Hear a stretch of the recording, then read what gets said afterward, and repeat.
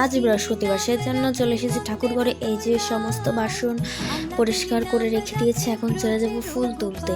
ফুল তুলে নিয়ে এসে দেখো এই যে সব কিছু এখানে গুছিয়ে নিয়েছি, ফুল, বেলপাতা, তুলসী পাতা, দূর্বা ঘাস সব নিয়ে চলে এসেছি। এখন ঠাকুর ঘরটা ভালো করে মুছে পরিষ্কার করে নেব।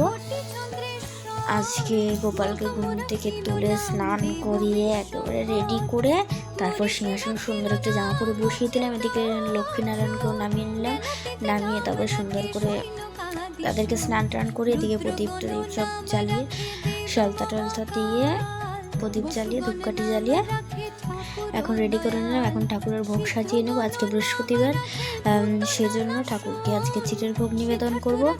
তো এই যে আমি ভোগ সাজিয়ে নিচ্ছি ঠাকুরের, সব রেডি করে নেব।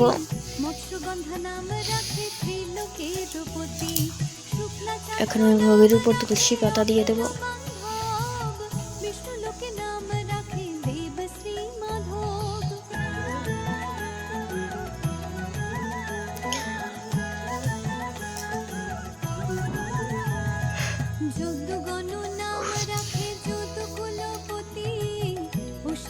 এই যে আমি লক্ষ্মীর ঘরটা এখন স্বস্তিক চিহ্ন এঁকে দিচ্ছি। এবার ঘরটা বসিয়ে দিয়েছি। দেখো সুন্দর করে পুজো দেওয়া আমার কমপ্লিট হয়ে গেছে। এই যে বৃহস্পতিবারের পুজো।